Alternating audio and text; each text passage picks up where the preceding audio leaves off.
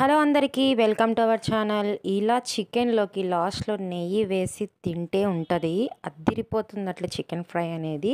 ఎలా చేయాలో చూద్దాము. ఫస్ట్ అయితే చికెన్ని బాగా వాష్ చేసేసుకొని చిన్న చిన్న పీసెస్గా తరిగి పెట్టేసుకోవాలి.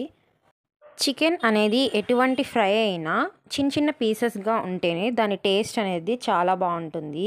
అలానే చికెన్ బాగా నానడానికి ఉప్పు పసుపు వేసి నానపెట్టాను. అంత లోపల మనం ఇవి ప్రాసెస్లో వచ్చేసి ఫస్ట్ స్టవ్ ఆన్ చేసి బాండి పెట్టి అందులో ఒక గంట ఆయిల్ వేసేసి జీలకర్ర చిన్నగా తరుక్కున్న ఆనియన్ వేసుకున్నాను. కొద్దిగా రోస్ట్ అయిన తర్వాత ఇందులోకి కరివేపాకు, స్టార్టింగ్లో ఆయిల్లో కరివేపాకు వేసిన తర్వాత ఎండింగ్లో కూడా వేస్తేనే దాని టేస్ట్ అనేది వేరే లెవెల్లోకి వస్తుంది.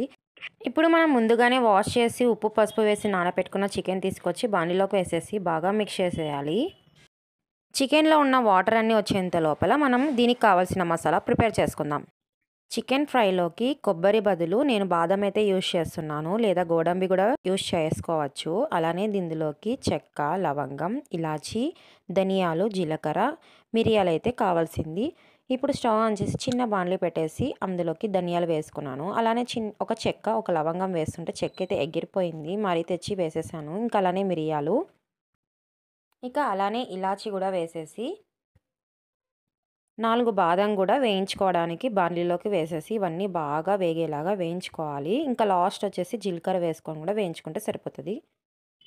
బాండ్లీలోకి వేసిన మసాలా అన్నీ వేగే లోపల మనము వెల్లుల్లి అంటే 4 వెల్లుల్లి అయితే సరిపోతుంది.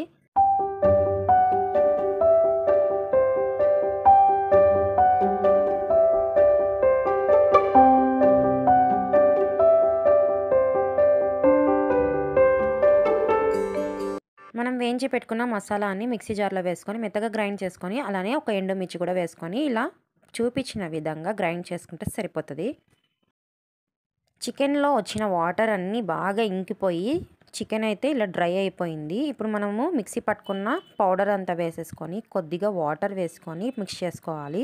ఎందుకంటే మనం వేసిన మసాలా అంతా పీసెస్కి పట్టుకోవాలంటే కొద్దిగా వాటర్ వేస్తే సరిపోతుంది. అలానే తగినంత సాల్ట్, తగినంత కారం పొడి కూడా వేసుకోవాలి. ఎందుకంటే మనం ఒక ఎండుమిర్చి వేసుకున్నాం కాబట్టి కొద్దిగా కారం పొడి అయితే సరిపోతుంది. లాస్ట్లో కరివేపాకు వేస్తే దాని టేస్టే మారిపోతుంది. చికెన్ వచ్చేసి స్మూత్గా ఉడికిపోయింది. అలానే మా ఇంట్లో అయితే ఇది టేస్టీ చికెన్ ఫ్రై అని కూడా చెప్పచ్చు.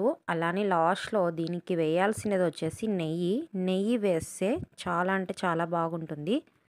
ఇంకా ఇందులోకి మేము ఏమేమి వెరైటీస్ చేసామంటే puri, white rice, chicken fry, ముద్ద, మటన్ కర్రీ చేసిన వెరైటీస్ అన్ని కొద్ది కొద్దిగా వేసేసుకొని ఇలా తినేసాము. ఇంకా చికెన్ చూసారు ఎంత టేస్టీగా కలుపుతుంటేనే తినాలనిపించేస్తుంది. మీరు కూడా ట్రై చేసి ఎలా వచ్చిందో కామెంట్ చేయండి. అలానే నా ఛానల్ని లైక్ చేయండి, షేర్ చేయండి, సబ్స్క్రైబ్ చేసుకోవడం మర్చిపోద్దండి. Thank you for watching.